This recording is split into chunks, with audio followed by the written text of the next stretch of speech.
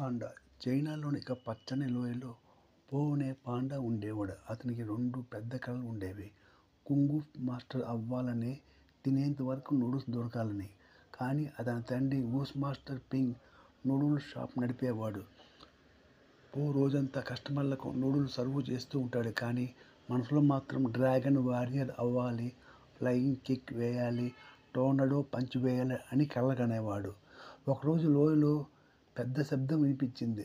Master ఉగ్వే అనే పెద్ద తాబేలు ఒక గొప్ప కార్యక్రమం ఏర్పాటు చేశాడు. డ్రాగన్ వారియర్ ఎవరవుతాడు అని ఎంచుకోవటానికి ఒక పోటీ.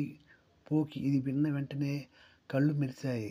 అతని తండ్రి దగ్గర పరిగెత్తి, నాన్న, నేడు నా డెస్టినీ నిర్ణయమవుతుంది అని చెప్పాడు. తండ్రి మాత్రం బిగ్గరగా, నీ డెస్టినీ నూడిల్స్ రుచి చూడటంలో ఉంది, కుంగ్ ఫు కిక్స్లో కాదు అని చెప్పేశాడు. కానీ పో తన తల్లడిల్లే పొట్టతో పరిగెత్తి పారిపోయాడు. అక్కడ ట్రైగర్స్, మంకీ, క్రేన్, మాంకిడీస్, వైపర్ అనే ఫైటర్స్ అందరు రెడీగా ఉన్నారు. వాళ్ళు జంపులు, స్పిన్నులు, కిక్ వేస్తూ ప్రేక్షకులను షాకు గురి చేస్తున్నారు. పో మాత్రం గేటు దగ్గరే ఇరుక్కుపోయాడు. గేటు మూసేశారు.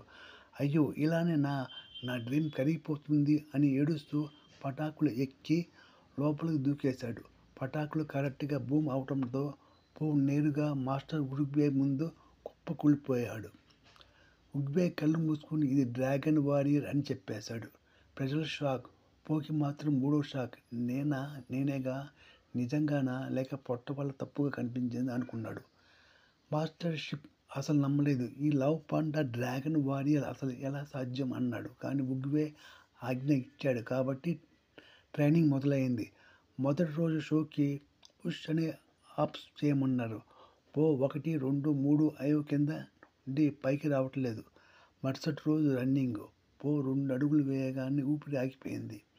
నీళ్లు, నూడిల్స్ లేకపోతే చనిపోతా అని కేకలు వేశాడు. కానీ అంతా నవ్వేశారు. కానీ షిప్కి మాత్రం ఒక సీక్రెట్ తెలుస్తుంది.